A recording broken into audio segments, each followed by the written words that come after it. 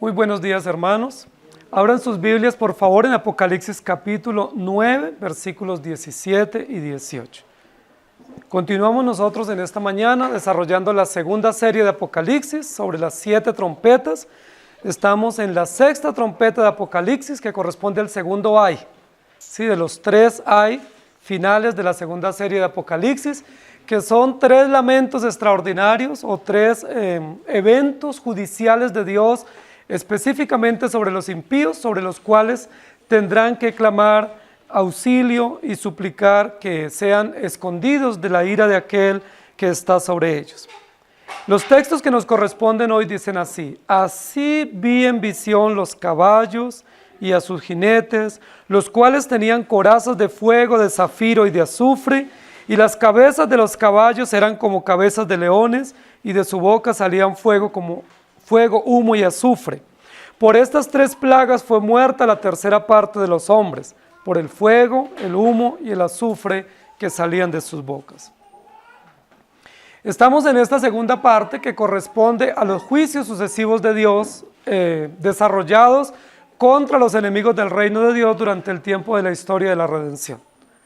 Estamos desarrollando un segundo ay que es bien complicado, que lo comenzamos a ver a partir del versículo 12 y versículo 13, donde dice que un ángel tocó la trompeta y en medio de los 4 cuernos del altar, que era uno de los elementos del lugar santo en el templo de Dios o en el tabernáculo de Dios, se escuchó una voz, y esa voz decía: liberen o suelten o desaten a los 4 ángeles que están atados, preparados o aguardando el momento de la orden para cumplir los juicios de Dios, y de esa manera, en ese día y momento oportuno, matar a la tercera parte de los hombres. Versículo 16 dice: y el número de los ejércitos de los jinetes era 200 millones o millares de millares. Yo oí su número. Así vi en visión los caballos y sus jinetes. Tenemos que reconocer que estamos en una parte bien difícil de Apocalipsis y suplicamos al Señor que nos ilumine para poder acertar en su interpretación y en su aplicación, y que hagamos honor no solamente a la verdad y al carácter de Dios, sino a nuestro hilo hermenéutico: Cristo, Cordero vencedor. Que el centro de toda la revelación, la interpretación y la aplicación sea Cristo, y no sean la ciencia ficción o los enigmáticos ejemplos o símbolos de este libro en la parte en la que nosotros estamos. El título que yo le he puesto en esta mañana a la predicación es Plagas asesinas. Versículo 18 dice: y por estas 3 plagas fue muerta la tercera parte de los hombres. Si ustedes miran en el versículo 16, versículo 15, versículo 18, nos dice que morirá a través de estas plagas la tercera parte de los hombres. A través de 3 plagas, que son 3 plagas terribles, terroríficas, que azotarán a la sociedad, especialmente a los impíos. ¿Cuáles son estas plagas? ¿De qué tipo de plagas estamos hablando? Cuando nosotros hablamos de plagas en la Biblia, tenemos que recordar el Éxodo. Cuando Dios fue a liberar al pueblo de la esclavitud en Egipto, dice la Biblia que se desataron 10 plagas terroríficas sobre Egipto que devastó el imperio egipcio. Las primeras plagas fueron ecológicas, es decir, hacia la vegetación, los animales, pero las últimas plagas fueron sobre los hombres. Estamos en una serie también de juicios de Dios, y los primeros 4 trompetas sobre la ecología, las últimas 3 sobre los hombres. Pero aquí nos va a hablar de 3 plagas terroríficas, 3 plagas asesinas que logran devastar o logran destruir a gran parte de la población en el mundo. La tercera parte de los hombres. Decíamos hace 8 días que si hablamos de 7.500 millones de personas, pues la tercera parte son casi 2.500 millones de personas muertas a través de estas plagas asesinas. ¿En qué consisten estas plagas? ¿Quién permite estas plagas? ¿Por qué las permite? ¿Qué representan estas plagas? ¿Estas plagas vienen producto de Satanás y del mal sobre los hombres? ¿Son la manifestación de la maldad y la violencia de los enemigos de Dios y del reino contra la iglesia? ¿Qué expresan o qué manifiestan o qué revelan estas terribles, estas terroríficas plagas que según la visión de la quinta trompeta salen del abismo o de la maldad del hombre. La mayoría de personas ha llegado a decir que en esta sexta trompeta estamos hablando de guerra nuclear, de armamento muy sofisticado, de helicópteros y misiles y explosiones a través de la pólvora que causan gran devastación en la población. Y es probable que esa sea una de las aplicaciones. Muchos aciertan en decir que aquí estamos hablando de una cantidad de demonios que son sueltos, específicamente 2.000 millones, 200 millones de demonios que son sueltos por toda la tierra, que son liberados para que ataquen a la iglesia, para que hostilicen a los creyentes y para que demuestren toda la maldad, y que esta realidad es previa a la venida del Señor. Son muchos los que dicen de esa manera. Nosotros hemos intentado revisar la interpretación, revisar el hilo conductor del propósito de Apocalipsis, y hemos dicho que no puede estar hablando aquí el texto de demonios, por varias razones. Primero, porque los demonios no son autónomos en el ejercicio de estos juicios, en primer lugar. Segundo, porque esta visión la está teniendo Juan en el cielo y está hablando de una voz sublime y celestial que se emite en el cielo, de tal manera que no hay relación de demonios con ángeles, porque todo el contexto del pasaje está hablando de ángeles que cumplen órdenes de Dios y no de demonios al servicio del mal. Y por otras razones más, porque esta voz se escucha en medio de los 4 cuernos del altar y no en lo profundo del abismo, de la maldad o del hombre o de Satanás. El versículo 17 dice: así vi en visión los caballos y a sus jinetes, los cuales tenían corazas de fuego, de zafiro y de azufre. Lo primero que yo quiero que notemos en esta mañana es que aquí no está hablando de Satanás. Aquí está haciendo una descripción diferente. Cuando el texto nos dice que estos jinetes preparados para la guerra, que están puestos allí en un número preciso y exacto, millares de millares, y que Juan escuchó su nombre, dice tienen corazas.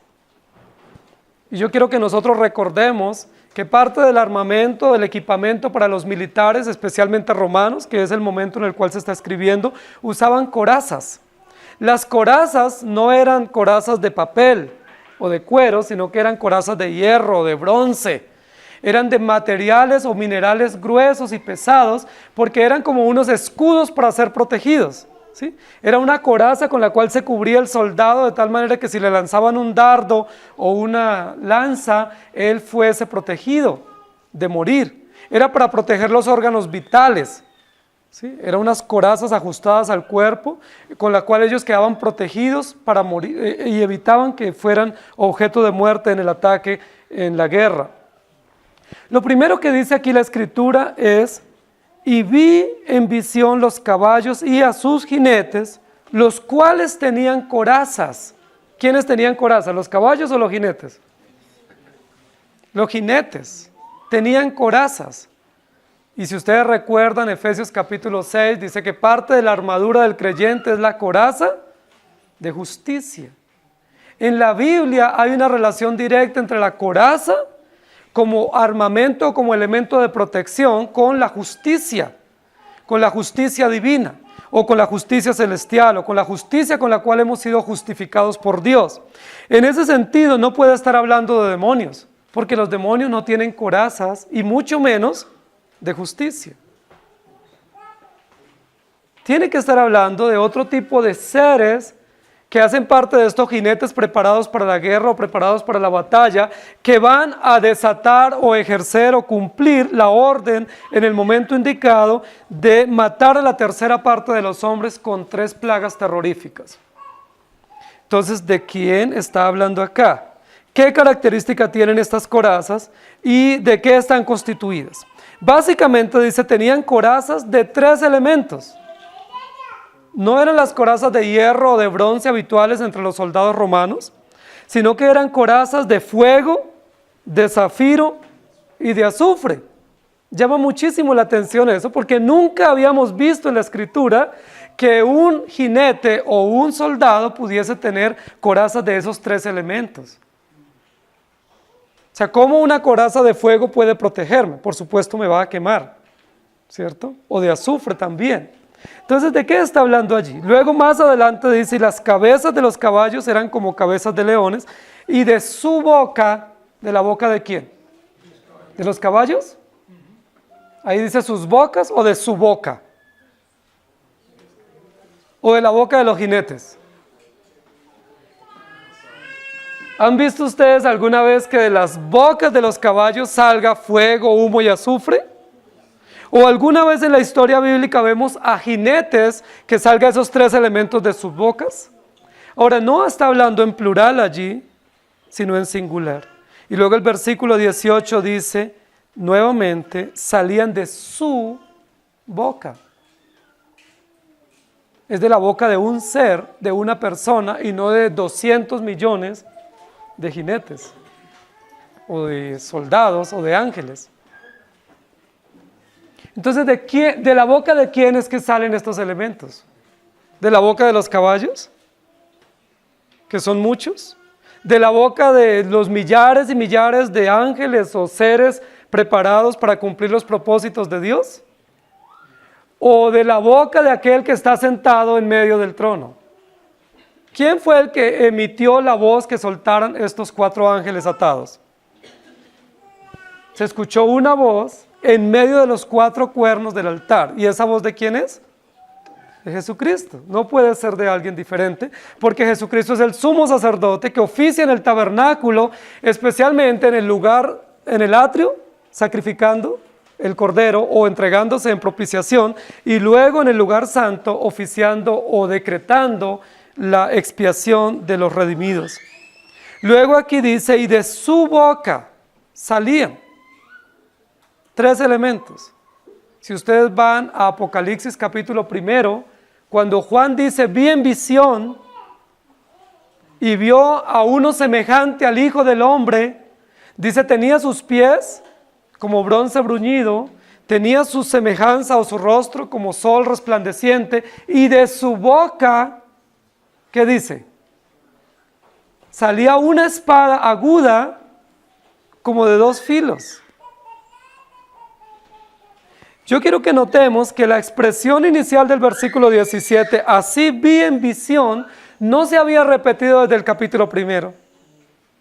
Solo en el capítulo 1 y ahora en el capítulo 9 nos vuelve a recordar que lo que Juan está teniendo es una visión. Y es la visión similar a la que tuvo en el capítulo 1, que era un ser semejante al Hijo del Hombre. Sabemos quién es el Hijo del Hombre. Ahora está diciendo, vi en visión una cantidad de jinetes representados por un número infinito, millares de millares, o una multitud de seres dispuestos a cumplir las disposiciones de Dios en el tiempo indicado, y de su boca, no de sus bocas, sino de su boca salían 3 elementos. ¿Qué salía de la boca del Hijo del Hombre en Apocalipsis capítulo 1? Una espada de 2 filos. ¿Y esa espada qué significa? Justicia, ¿sí? Es el poder potente de la justicia de Dios o de la palabra de Dios, o el poder de la palabra que hace justicia en medio de su pueblo para defenderlo, pero contra los enemigos de su pueblo para enjuiciarlos o ajusticiarlos. Apocalipsis capítulo 1, una espada de 2 filos, un elemento de guerra, un elemento de combate, para atacar, no para defender, es un elemento de ataque, a favor de los creyentes y en contra de los impíos, de 2 filos. Pero luego estamos en Apocalipsis capítulo 9. Apocalipsis capítulo 9 es una serie evidentemente dedicada solamente a los impíos. Ya no va a hablar de 2 llaves, sino de una llave, que es la llave para desatar el abismo, es decir, mostrarnos la realidad de los impíos o de los injustos. ¿Qué es lo que quiero decirles? Este texto, similar al capítulo 1, ahora solamente se dedica a hablar de la justicia de Dios contra los impíos. Y hay tres elementos usados aquí para hablar de la justicia de Cristo, la justicia del sacerdote o del gran sumo sacerdote que es Cristo contra los impíos. ¿Cuáles son esos tres elementos? Fuego, humo y azufre. Pero en la primera mención del capítulo 17 hay una distinción. Fuego, zafiro y azufre. Tres elementos. Tres verdades, tres plagas para matar la tercera parte de los hombres. ¿Qué es lo que nos va a presentar aquí la Escritura? Lo que nos va a presentar aquí la Escritura no es un concurso de demonios causando destrucción. Lo que nos va a presentar aquí la Escritura es la justicia perfecta de Cristo contra los impíos, desatando tres plagas terroríficas contra ellos, que realmente no son tres plagas, sino que son tres manifestaciones del carácter de Cristo que se expresan o se hacen evidentes, pero al ser evidentes entre los impíos son recibidas para ellos como plagas. ¿Sí me hago entender? ¿Cómo describe la quinta trompeta a los impíos? Como una plaga de langostas. ¿Recuerdan? Fueron creados a imagen y semejanza, pero como no quisieron tener en cuenta a Dios, Dios los entregó a pasiones desbordadas, los entregó a su propia concupiscencia, a sus entendimientos entenebrecidos, y se constituyeron en una verdadera plaga. ¿Cómo ve Dios a los impíos? Según Apocalipsis capítulo 9, como una plaga devastadora, terrorífica, cruel, inclemente, llena de maldad, y que se comportan como verdaderos arácnidos, que con su ponzoña clavan un veneno mortal. Así ve Dios a los impíos. Pero ¿cómo ven los impíos a Dios? No lo ven como favorable, sino como adverso. Entonces el juego aquí es interesante, porque lo que Dios va a mostrar en este texto hoy son tres aspectos de su carácter santo y justo. Pero esos tres aspectos de su carácter santo y justo los ve el impío como una plaga. Los creyentes los vemos favorables y alabamos a Dios por su santidad, por su justicia y por su sabiduría, pero los incrédulos dicen, yo no quiero saber nada de Dios. Lo quieren sacar o ignorar de sus vidas. Lo primero que vamos a ver aquí, que se constituye en el primer aspecto del carácter de Dios, pero que se manifiesta contra el impío como una verdadera plaga mortal, es el fuego. Vayan conmigo ahí en el versículo número 17. Así vi en visión los caballos y a sus jinetes, los cuales tenían corazas, justicia, corazas de fuego. Y luego el versículo 10, al final dice, y salían de su boca fuego. Hay varios textos en la Escritura donde dice que de la boca de Dios sale fuego. No hay textos en la Escritura donde diga que Satanás es comparado con fuego. No se usa la metáfora de fuego para referirse a Satanás o a los demonios. ¿El fuego para quién se usa? Para referirse a Dios, para referirse a la santidad de Dios, para referirse al poder de Dios de la palabra. La Biblia también dice que los ángeles son como flamas de fuego o como llamas de fuego. El Espíritu Santo se muestra en la Biblia como una expresión de fuego. En toda la Escritura el fuego no es usado para referirse a Satanás, sino para referirse a Dios, específicamente a un aspecto de su carácter que es su santidad.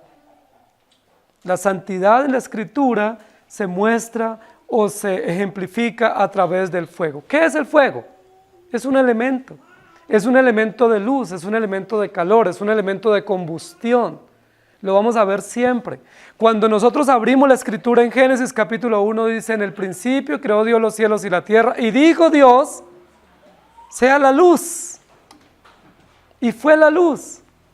Y luego dice que crea los astros y separa la luz de las tinieblas. Y toda la Escritura está llena de luz. Y Apocalipsis, desde el primer capítulo que nosotros comenzamos a analizar, nos habla de mucha luz. están las 7 estrellas, están los candeleros, está la estrella resplandeciente de la mañana, el sol de justicia. ¿Y a quién se refieren todas esas metáforas de luz? A Jesucristo, a su santidad, a la luz perfecta, a la luz abundante que da Cristo por su ser, pero también que nos da a través del Evangelio. Cuando dice aquí el texto que de su boca salía fuego, la mayoría de los estudiosos, con los cuales yo generalmente difiero, dicen que son armas de guerra y que son tanques de guerra y que son explosiones y que son helicópteros y son lanzamisiles. Y pues, por supuesto, la imaginación vuela. Pero no está describiendo aquí el desarrollo del armamento nuclear o el armamento moderno, ni el desarrollo de los ejércitos romanos en ese momento, sino lo que nos está hablando es de la justicia de Dios o del ser de Dios representado a través de Jesucristo en el arca o en el tabernáculo, oficiando justicia a favor de su pueblo, pero también mostrando su santidad contra los incrédulos. El fuego es un elemento extraordinario en la manifestación del ser de Dios. Y yo quiero que leamos algunos textos. Génesis 15, 17. Dice: cuando el sol se puso y cayó la noche, aparecieron una hornilla humeante y una antorcha encendida, las cuales pasaban entre los animales descuartizados. ¿Recuerdan ese texto? Es cuando Dios hace un pacto con Abraham y le dice que parta animales por la mitad y que él va a pasar por en medio. Pero dice que una de las expresiones de ese pacto que Dios hace con Abraham y con su pueblo es una hornilla humeante y una antorcha encendida. Es decir, Dios asociado con luz o con fuego para mostrarnos su santidad. Éxodo capítulo 3, versículo 2. Estando allí el ángel del Señor, se le apareció entre las llamas de una zarza ardiente, y Moisés notó que la zarza estaba envuelta en llamas, pero que no se consumía. ¿Recuerdan cuando Dios llama a Moisés? La zarza ardiente, ¿a quién representa? La presencia, la santidad, la manifestación de Cristo o de Dios allí en medio de Moisés, diciéndole: aquí el lugar que usted está pisando es santo, quítate el calzado. Una zarza que no se consumía.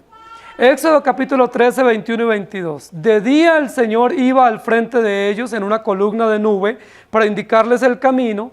De noche los alumbraba con una columna de fuego.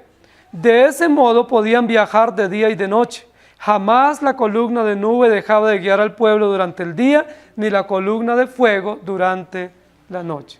Tomen nota de esos textos para que no vayamos a pensar que el fuego aquí en este capítulo de Apocalipsis habla de lanzamisiles o portaaviones. Qué imaginación más desbordada de muchos. Ciencia ficción, para desviar la atención y no centrarnos en Jesucristo el Cordero Vencedor y en su carácter santo.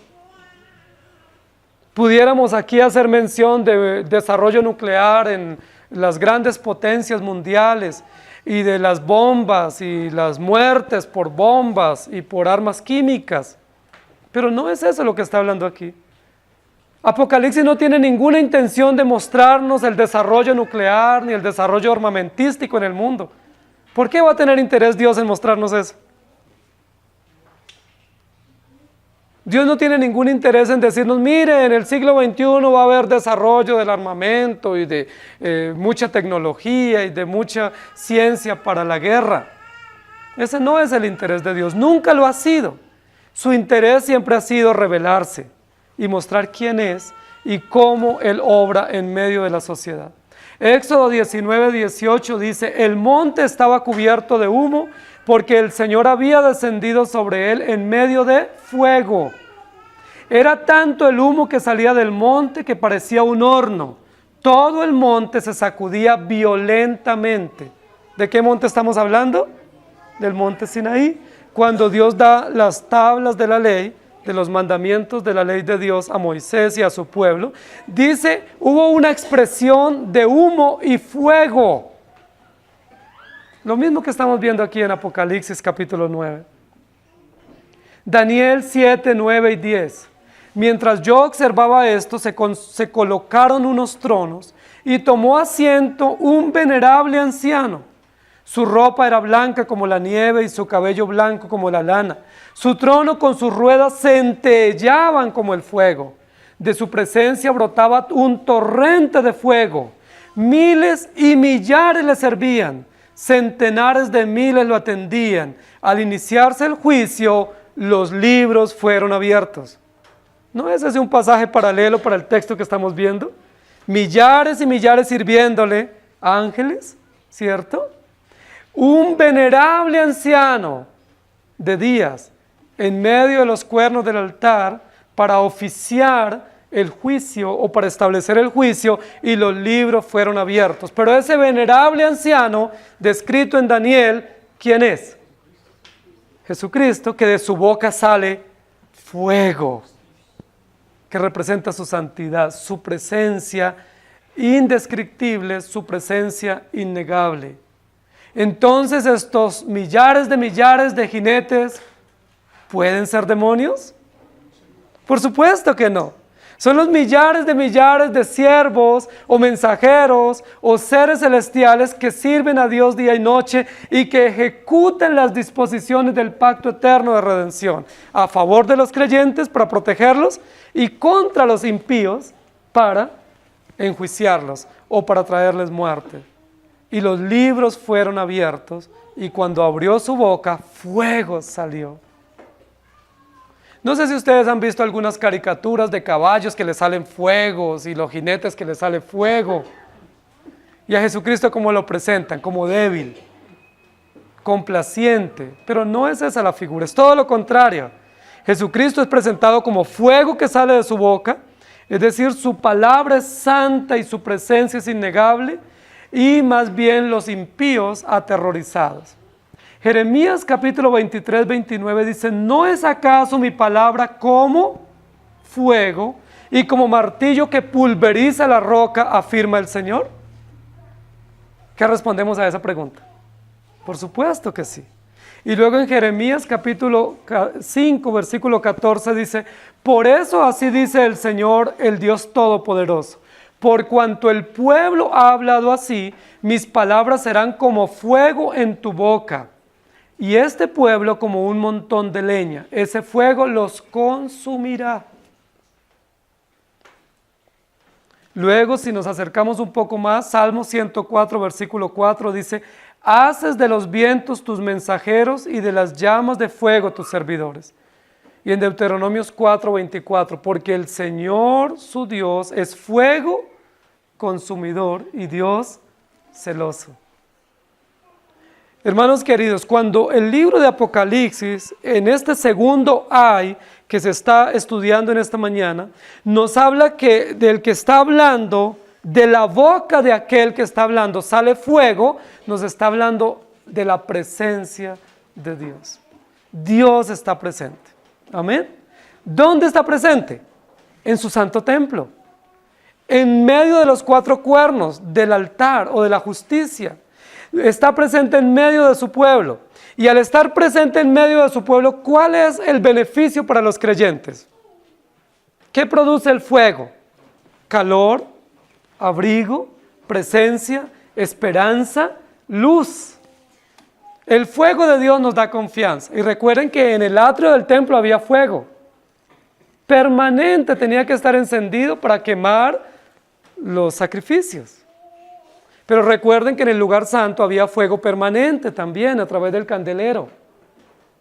El candelero debía estar encendido 24 horas, que representa la luz de Dios o la presencia de Dios o el fuego de la santidad de Dios. ¿No es eso maravilloso? Los creyentes cuando vemos la luz, ¿qué hacemos? Nos da alegría, nos da esperanza, nos da gratitud. Dios está con nosotros. Su luz nos alumbra, su presencia nos acompaña. Pero ¿qué hace el impío cuando ve la luz? Para él es una plaga la luz. Para él es terrorífica la luz de la santidad de Dios. Cuando él se aproxima a la luz, dice, Quiero vivir en tinieblas, que me caigan las rocas y me oculten, o que me pueda meter dentro de una caverna para ocultarme de la presencia de aquel que vino a juzgar a los vivos y a los muertos. Aquí no está hablando de la luz para los creyentes, ya eso se habló anteriormente. Aquí está hablando de ese fuego destructivo o consumidor del celo de Dios contra los impíos. En Éxodo capítulo 24, 17 dice: a los ojos de los israelitas la gloria del Señor en la cumbre del monte parecía un fuego consumidor.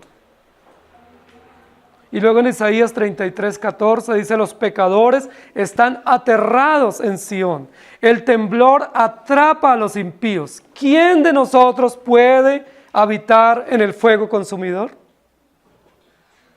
¿Quién de nosotros puede habitar en la hoguera eterna? Los creyentes podemos habitar porque Jesucristo es nuestra luz. Y necesitamos su grata presencia, su dulce presencia. Pero el impío no puede soportar el fuego de Dios, de su justicia, de su santidad y de su ley. Cuando Él habla, es fuego consumidor. Hermanos queridos, hay una tendencia generalizada entre el pueblo evangélico, por supuesto entre los incrédulos también, pero entre el pueblo evangélico a decir que Dios es amor y que el amor cubre multitud de faltas y que el amor todo lo supera y todo lo pasa por alto. Y no es esa la presentación del carácter de Dios. La presentación adecuada del carácter de Dios es que Él es fuego consumidor y que está airado permanentemente contra el impío y contra el pecador. ¿Cuál es la primer plaga asesina para los incrédulos? El fuego de la santidad de Dios que sale de su boca. Es decir, las palabras de Dios para los incrédulos, ¿cómo son? Fuego que los consume. Eso es terrorífico, pero es verdad. Nosotros queremos a veces saber más que Dios y queremos presentar el mensaje tan atractivo. Y muchas personas han caído en esa trampa de ir a compartir el mensaje de manera atractiva. Entonces Dios te ama y tiene un plan maravilloso para tu vida. Dios está feliz contigo. Te ama así como tú eres y todo lo que hace Dios lo pasa por alto. Él es excelente, es queridísimo contigo y tiene un plan que tú no te imaginas. ¿Saben cuál es el plan que Dios tiene para el impío? Es la muerte eterna. Ese es el plan y no es un plan bueno para el impío. Esa no es una buena noticia para él. Eso es aterrador para él. Y si tú le dices eso al impío, posiblemente te golpea. Porque él no quiere escuchar eso, porque él no puede soportar. Porque la santidad de Dios para él es una plaga. Es decir, el impío ve a Dios como si Dios fuera enemigo de él y estuviera en contra de él. Y realmente lo está. Lo está no por despotismo o por crueldad, sino porque Dios es santo y no soporta la impiedad.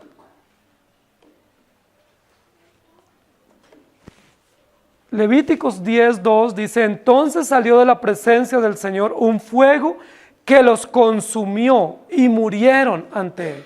Recuerden que hay varios episodios en la Escritura, especialmente en el Antiguo Testamento, donde caía fuego y consumía, incineraba a muchas personas que se rebelaron contra Dios.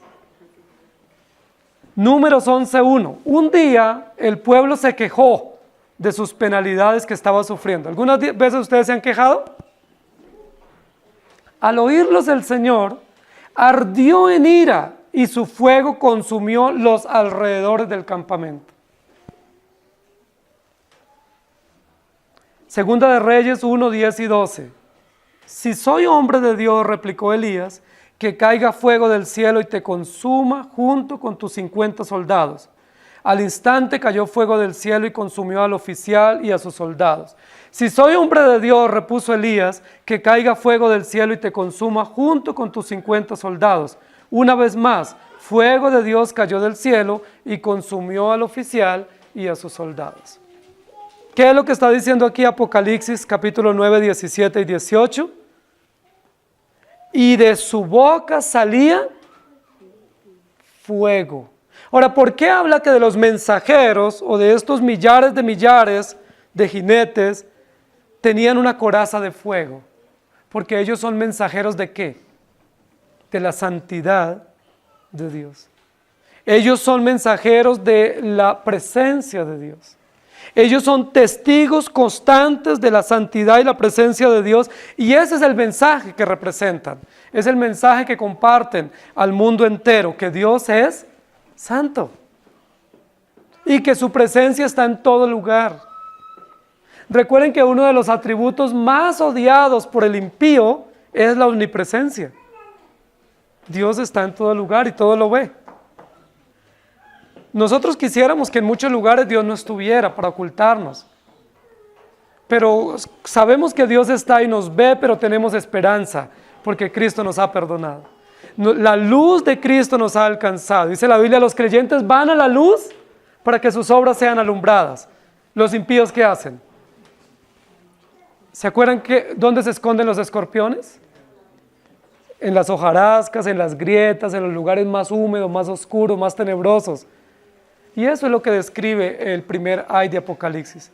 Los impíos son como una plaga detractora y devoradora que se esconden en las grietas. Pero allá les llega el fuego de la presencia de Dios, de la santidad de Dios. Aquí no está describiendo la guerra nuclear, ni soldados, ni el ejército chino, ni ningún tipo de ejército romano. Aquí está describiendo el carácter de Cristo.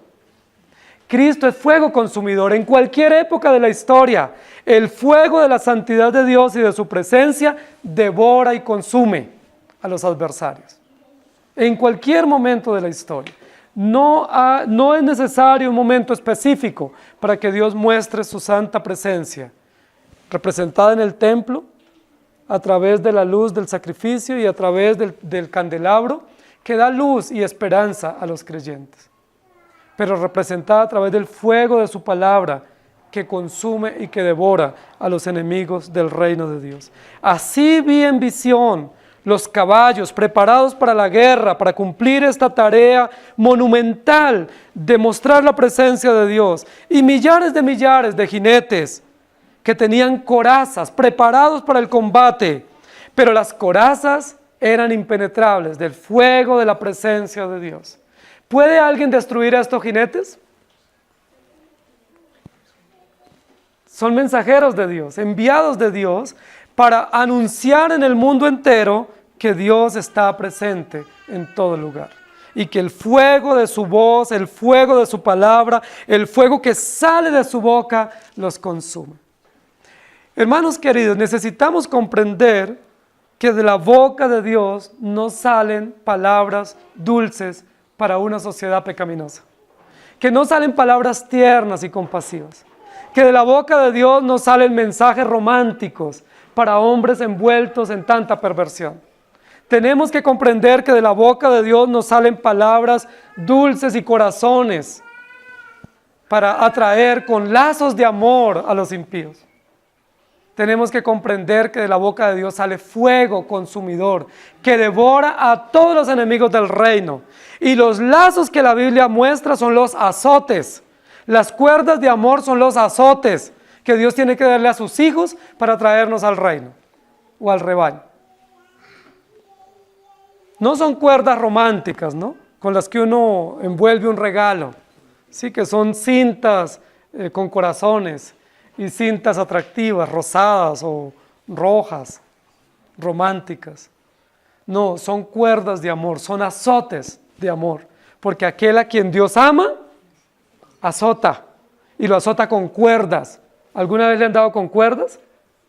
Dios nos da así a sus hijos para traernos al rebaño, para traernos a la luz. Pero al impío no lo azota con cuerdas, sino que lo consume con el fuego de su santa presencia, porque Él no es un instrumento para su gloria de salvación, sino de condenación. ¿Cuál es el primer plaga que viene sobre los impíos? El fuego, su imponente presencia, su imponente santidad que devora a los adversarios. El fuego de Dios, la santidad de Dios, que es bien vista por los creyentes, es odiada por los incrédulos. Y recuerden, hermanos, que todas las actividades oscuras que el hombre hace siempre las hace en las tinieblas. Por eso no debemos procurar lugares oscuros o lugares a media luz, porque esos lugares lo que nos muestra es que algo se oculta. La Biblia dice, andamos en la luz, nos reunimos en un lugar lleno de mucha luz. Y los lugares de reunión nuestros tienen que ser lugares públicos, abiertos, de puertas abiertas. ¿Por qué? Porque nosotros somos hijos de la luz y vivimos en la luz. Los impíos son los que se ocultan, se esconden en la hojarasca de la oscuridad, de las tinieblas, de las media luz. ¿Para qué? Para que sus obras no sean vistas. Les pregunto, ¿será que Dios no ve lo que hacen debajo de sus hojarascas y en las grietas donde se mueven estos insectos? ¿Será que Dios no los ve? La luz de Dios para ellos es como una plaga que les destruye. En segundo lugar, ¿qué dice el texto? Lo segundo que el texto nos va a decir es que la coraza de estos mensajeros o estos millares de jinetes es de zafiro. Zafiro. ¿Conocen los zafiros? Me imagino que algunas de nuestras hermanas estarán luciendo algunos de ellos.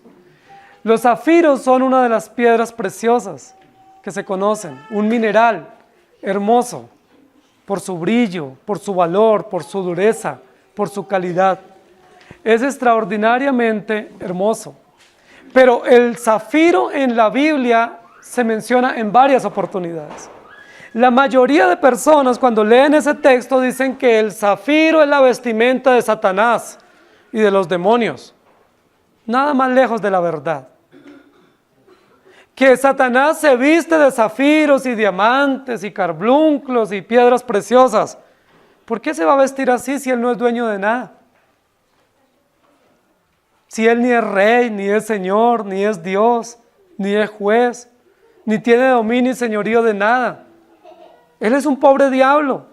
La Biblia dice que se viste de andrajos y de miseria y de basura y de el asqueroso muladar del mal. Su vestido no es ni resplandeciente, ni brillante, ni elocuente, ni valioso. El vestido de Satanás y el vestido de los demonios y de los impíos es basura y perversión.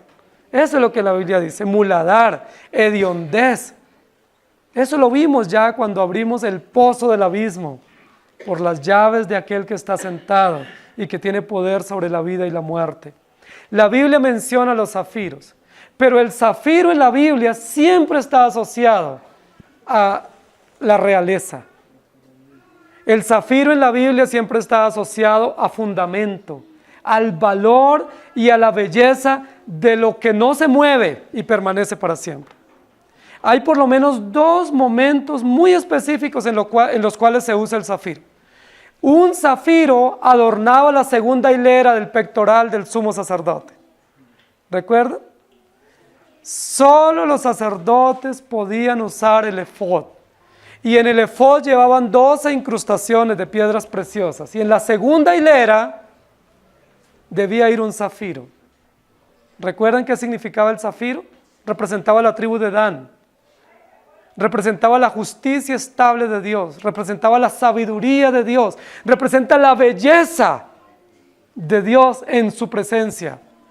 La luz, la presencia de Dios. Y el zafiro, la belleza y el valor de la sabiduría de Dios puesta en el escenario del templo de Dios a través del sumo sacerdote representando el pueblo de Dios. ¿Se acuerdan que esas 12 incrustaciones debía siempre llevarlas el sacerdote cuando oficiaba?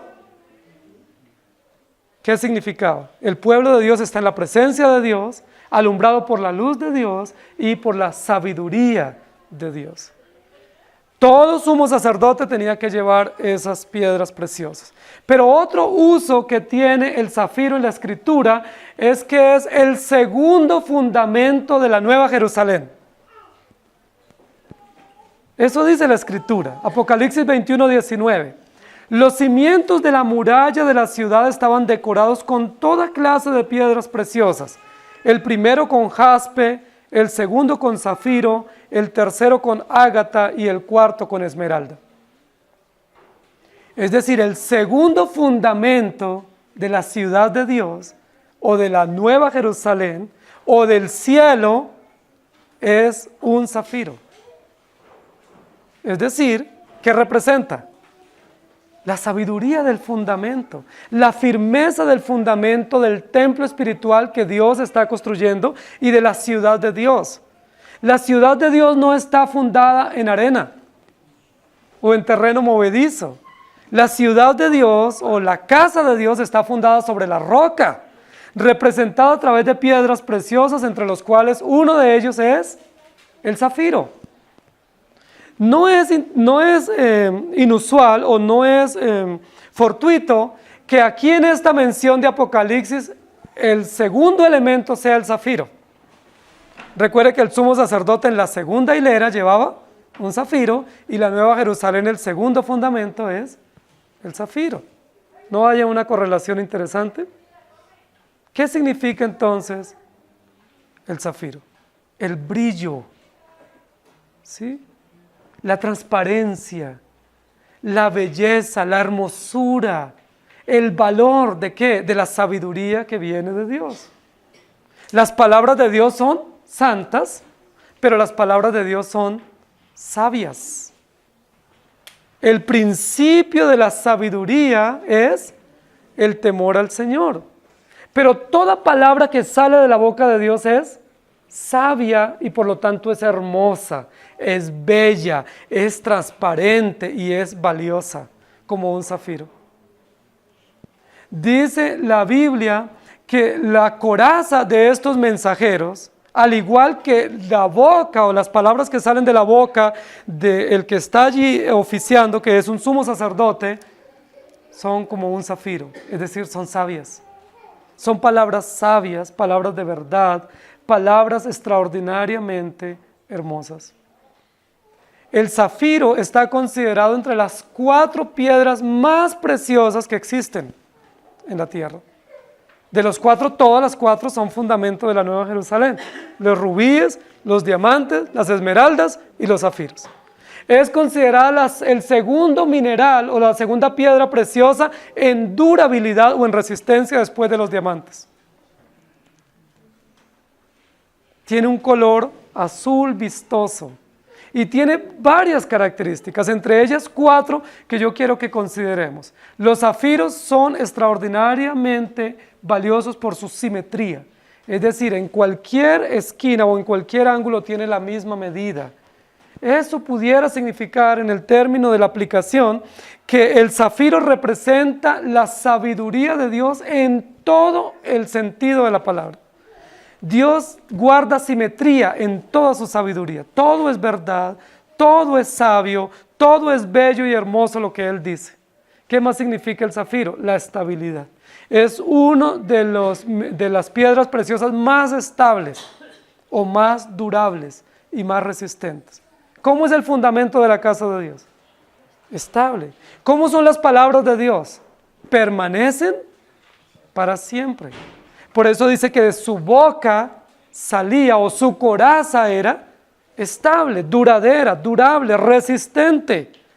Pero otra característica de las palabras de Dios es lo que se conoce como el dicroísmo.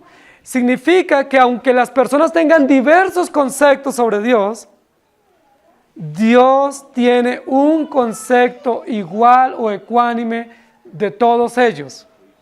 ¿Qué es lo que el hombre piensa de Dios? Unos piensan que Dios es un maestro, otros piensan que Dios es un filósofo, otros piensan que Dios es cualquier persona creada o es una reencarnación.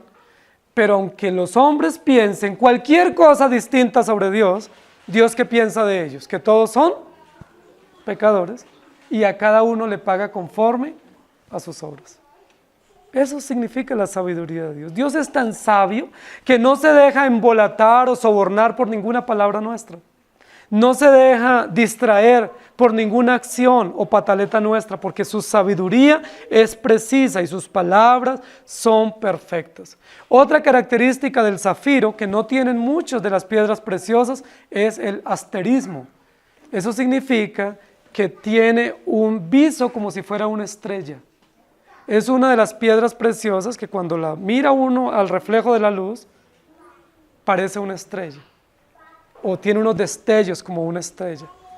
Y por eso es característica importante de este momento de la narración, que este ser que está hablando y que está emitiendo su carácter justo y santo, se muestre como una estrella. ¿Recuerdan que ya lo vimos anteriormente, que Él es la estrella resplandeciente de la mañana? ¿Se acuerdan cuál es la estrella que cayó o bajó del cielo? ¿Quién fue? Jesucristo. No me vayan a decir que es Satanás, o si no hemos perdido el año. Si es Satanás, Satanás ni es estrella ni bajó del cielo, ¿sí? Ni es ángel. Él es un diablo que fue arrojado, echado, expulsado como diablo y como adversario, no como estrella resplandeciente de la mañana, y mucho menos como ángel. Jesucristo es el ángel o la estrella resplandeciente de la mañana que descendió del cielo, y que el fundamento de su palabra es la luz, el brillo de su mensaje, la durabilidad, la hermosura, simetría de sus palabras, la hermosura, brillantez de su mensaje sabio. Queridos hermanos, para los creyentes las palabras de Dios son sabias, son dichos sabios. Pero para el impío, ¿cómo son las palabras de Dios?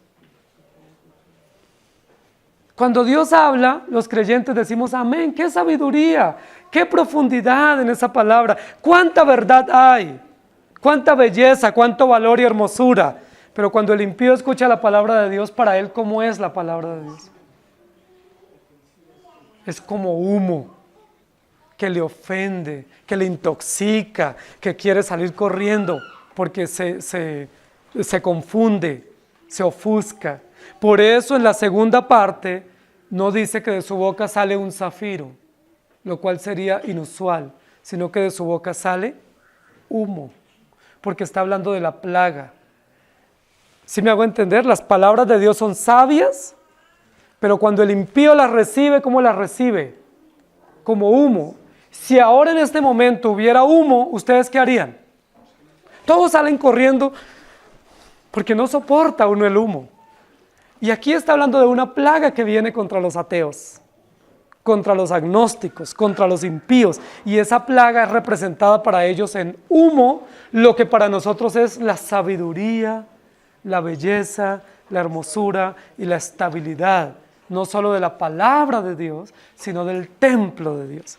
Por eso la iglesia permanece, pase lo que pase, las puertas del Hades no prevalecerán contra ella, porque está fundada sobre elementos firmes y seguros que no se queman con el fuego, sino que más bien el fuego los hace más diáfanos, más resistentes y más brillantes. ¿Sí me hago entender?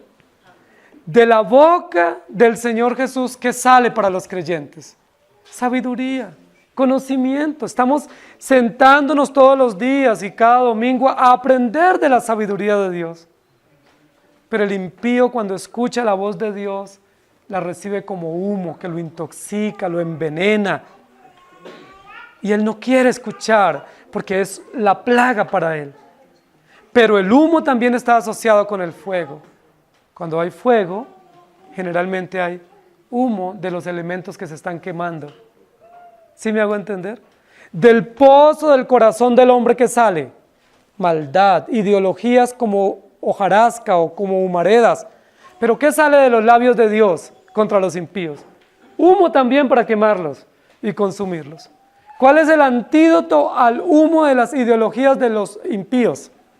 El humo de la palabra de Dios, que los juzga con su sabiduría y los condena. Es interesante que la coraza de estos mensajeros sea un zafiro. Es decir, la coraza de los mensajeros de Dios es sabia, durable y fundamental porque hace parte de la luz de Cristo que nos da fundamento, belleza y sabiduría, pero que se traduce para el impío como una plaga terrorífica. ¿Notan los dos conceptos? Lo que para los creyentes es benéfico, para el impío es terrorífico. Nosotros amamos la luz de Cristo porque ya estamos en la luz, pero el impío odia la luz y para él es una plaga. Nosotros amamos los dichos de Dios porque son sabios y bellos, pero el impío odia los dichos de Dios y son como un humo que le produce muchas alergias y sale corriendo porque no quiere venir a la sabiduría de Dios, porque él no ama la sabiduría porque él es necio y los necios detestan la sabiduría. Vamos a mirar algunos textos bíblicos. Ezequiel 10:1. Después miré, y sobre la bóveda que estaba encima de la cabeza de los querubines vi una especie de piedra de zafiro que tenía la forma de un trono. Luego Apocalipsis 21:19 dice, los cimientos de la muralla de la ciudad estaban decorados con toda clase de piedras preciosas. Ya lo habíamos leído. Luego en Éxodo 39:11, en la segunda hilera una turquesa, un zafiro y un jade. Y luego en Éxodo 24:10, y vieron al Dios de Israel, bajo sus pies había una especie de pavimento de zafiro tan claro como el cielo mismo. Yo no sé si ustedes se han dado cuenta que generalmente los símbolos o las metáforas o los elementos que la Biblia usa para describir el carácter de Dios, los impíos los usan para describir otras cosas. ¿Sabían ustedes que muchas personas usan el zafiro como un talismán? Lo usan para la buena suerte, para que les vaya bien. Lo usan como un amuleto para que los proteja. Si supieran lo que representa el zafiro en la historia de la redención.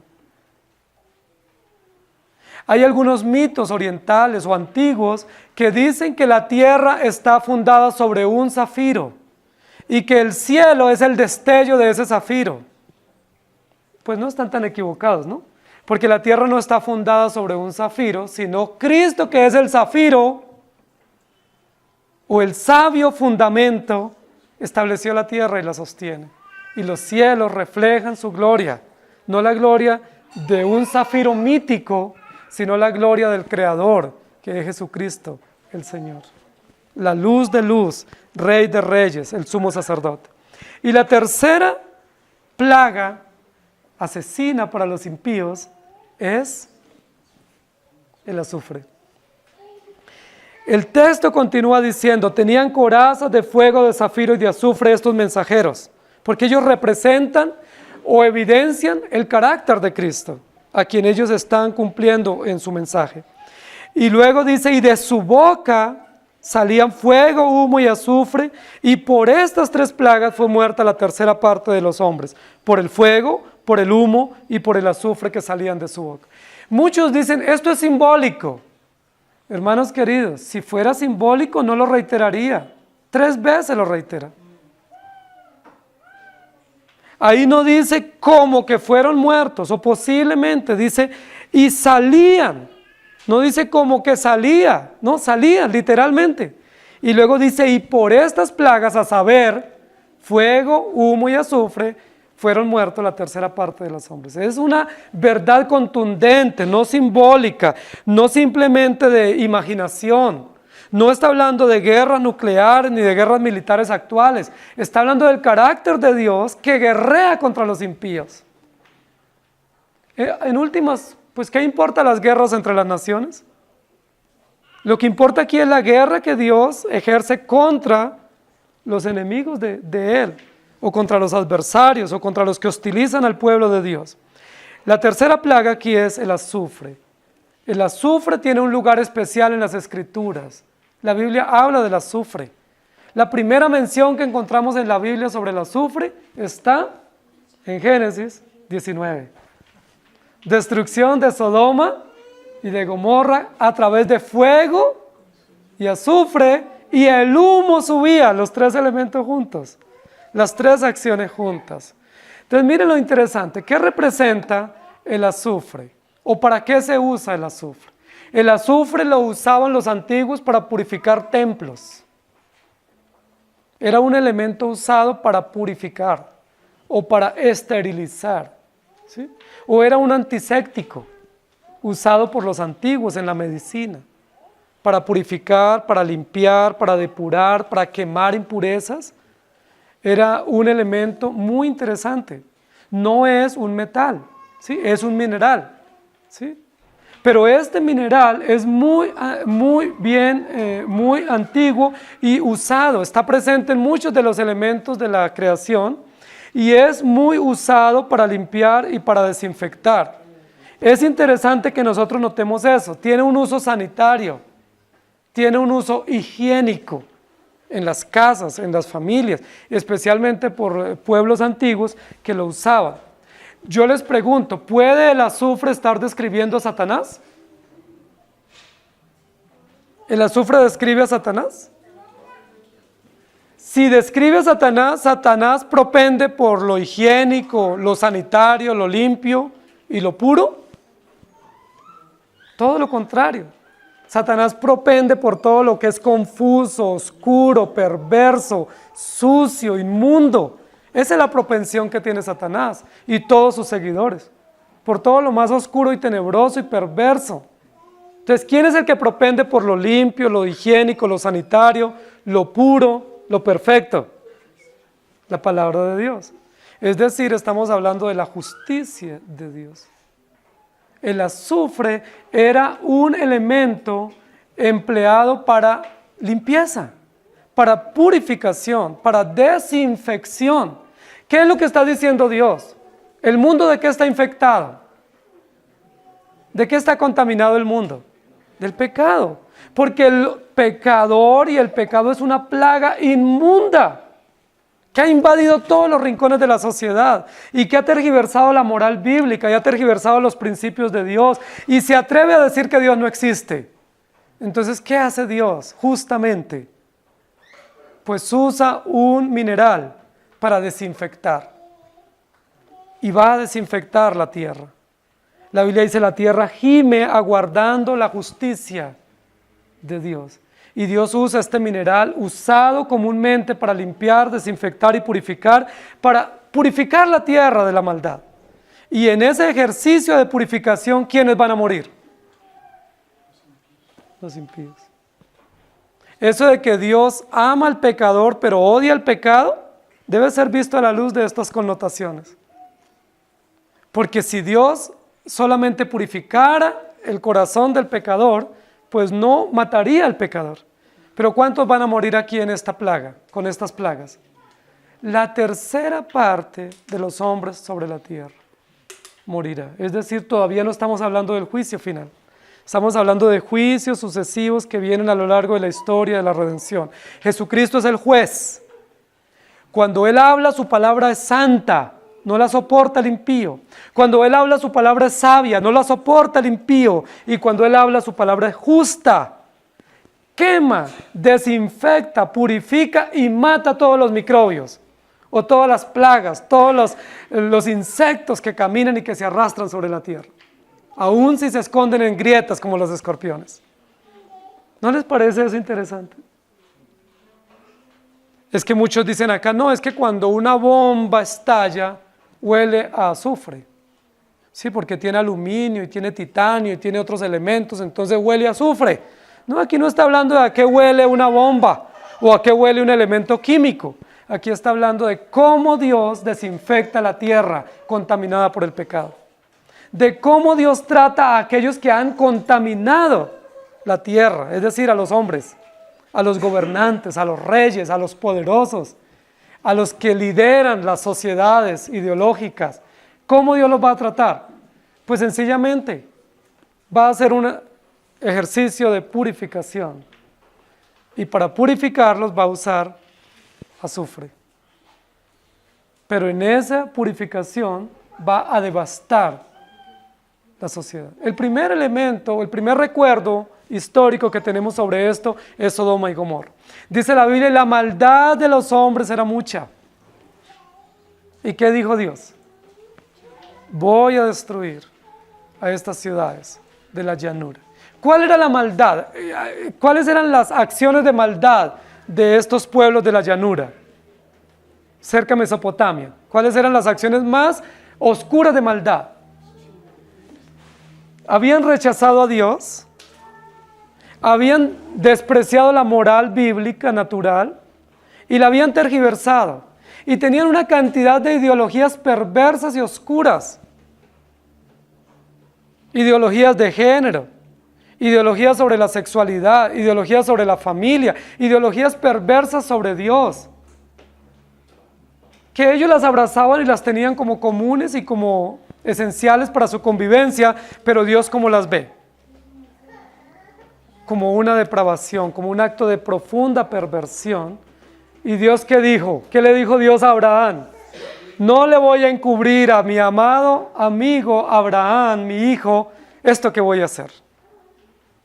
Y la Biblia dice que Dios le dijo a Abraham, Abraham, he decidido destruir estas ciudades. Voy a purificar estas ciudades. Y tengo una aleación interesante de fuego, azufre y humo para purificar estas ciudades de la llanura. ¿Y se acuerdan qué hizo Abraham? Abraham intercedió a Dios. Y en ese capítulo 19 de Génesis, donde intercede, le dice, Señor, si hubiese siquiera 10 justos, ¿destruiría la ciudad? Y el Señor le dice, si hubiese siquiera 10 justos, yo no destruiría la ciudad. Pero no había 10 justos. Dice la Biblia que Dios salvó al justo Lot. Y luego, ¿qué sucedió con la ciudad? La purificó. ¿Qué usó para purificar esa ciudad? Azufre. El azufre para desinfectar la sociedad. Para hacer una obra de higiene, de limpieza, ¿sí? Como un antiséptico, matando microbios y matando insectos. ¿No es eso patético de cómo el hombre se ve? El hombre se ve como digno. Hace marchas promoviendo derechos humanos y reclamando dignidad. ¿Y Dios cómo lo ve? Como un insecto, y hay que usar antiséptico para purificar esta sociedad. Diferentes los puntos de vista, ¿no? Ahora, ¿cómo debemos ver nosotros al hombre? Como Dios lo ve. Porque es la verdad. Y de esa manera vamos a tener una claridad y ecuanimidad en las acciones. El juicio de Dios con azufre es un anticipo de lo que la Biblia registra sobre el infierno. ¿Cómo es el infierno? Es un lago que arde con fuego y azufre. Fuego de la presencia de Dios, azufre de la justicia de Dios que desinfecta y purifica. Y salían de su boca 3 terribles acciones que representan la palabra de Dios. La palabra santa de Dios, la palabra sabia de Dios y la palabra justa de Dios, que para nosotros es esperanza, pero para el impío es una plaga, que Dios usa para destruir. El azufre es un elemento que no describe a Satanás, sino que describe la recompensa que recibe Satanás por su maldad y su perversión. El azufre no describe a los demonios. El azufre describe el juicio de Dios contra los demonios. Porque el azufre es un elemento que limpia y purifica.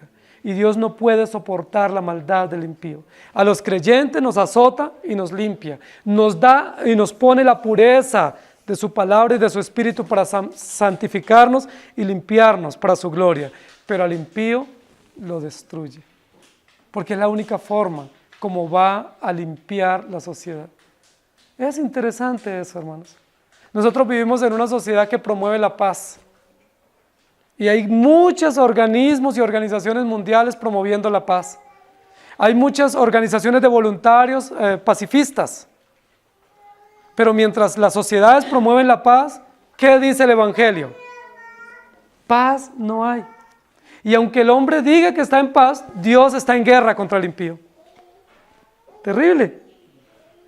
Nosotros abrazándonos, celebrando paz, y Dios diciendo, no hay paz, yo estoy en guerra con ellos.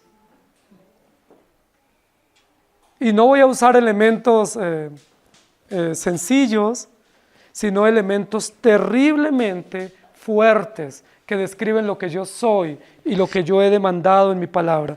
Mi santidad, mi sabiduría y mi justicia para advertir del grave error en el cual están y para destruirlos como si fuesen una plaga. Nosotros propendiendo por la preservación y Dios propendiendo por su justicia, santidad y sabiduría. Nosotros pretendiendo pasar por alto y Dios sacando a la luz. Nosotros ocultando y Dios. Las sociedades guardando impunidad y encubriendo y el Señor juzgando. Totalmente paradójico, ¿cierto? Contrario, el hombre creyéndose digno y diciendo Dios y su santidad y su sabiduría y su justicia es como una plaga. Pero Dios diciendo la plaga son ustedes y voy a purificar mi creación. La plaga son los impíos que se levantan cual langostas y como escorpiones, pero yo voy a limpiar esta tierra porque yo soy santo, yo soy sabio y soy justo.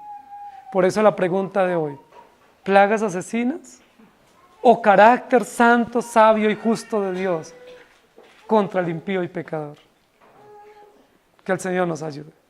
Señor, te damos gracias por permitirnos compartir tu palabra. Gracias, Señor, por recordarnos que estos tres aspectos de tu voz, de tu ley, de tu palabra, son tan extraordinariamente apreciados por nosotros, tus hijos. Y no los apreciamos porque hayamos entendido su valor, sino porque tú estás en nosotros. Y antes despreciábamos todos estos aspectos de tu ser y de tu carácter, pero ahora los amamos porque tú estás en nosotros, porque nos has sacado de las tinieblas a la luz, nos has quitado de la ignorancia y la rebeldía a la sabiduría del temor tuyo, y nos has traído, Señor, de la injusticia y perversión a tu justicia. Pero aquellos que son instrumentos de ira, aquellos con los cuales tú estás airado permanentemente, no tendrán el privilegio de ver estos aspectos como agradables o gratos o beneficiarse de ellos, sino que los verán como una plaga. Es triste que ellos vean tu palabra y tu ley y tus principios y a ti mismo como si tú fueses un adversario de ellos y como si tú fueses un engaño para ellos. Pero eso que ellos piensan de ti es lo que les viene a ellos, la plaga. Porque tú, que eres considerado por ellos como una plaga, impondrás terriblemente tu santidad, tu presencia imponente. Impondrás tu sabiduría perfecta, hermosa y bella. E impondrás también tu justicia recta contra ellos y serán deshechos, serán eliminados, porque se rebelaron contra ti. Pero gracias porque ya tu pueblo está preservado, sellado por el sello de la redención, seguro en ti. Y gracias porque mientras los impíos están en el pozo de su maldad, los creyentes están alrededor de los cuatro cuernos del altar, en tu santo templo, disfrutando de los beneficios del sumo sacerdote y del juez por excelencia que eres tú. Gracias, Señor, por tu justicia y por tu palabra perfecta, por ayudarnos a entender tu verdad, por traernos a tu luz y porque nosotros necesitamos no el fuego destructor, sino el fuego representado a través de azotes, de las cuerdas de amor que nos atraen a ti, porque en nuestros pecados nos rebelamos, pero tú nos traes con cuerdas, con azotes, para que vivamos para ti y para que disfrutemos tu sabiduría. Gracias te damos en Cristo Jesús. Amén. Señor les bendiga, hermanos.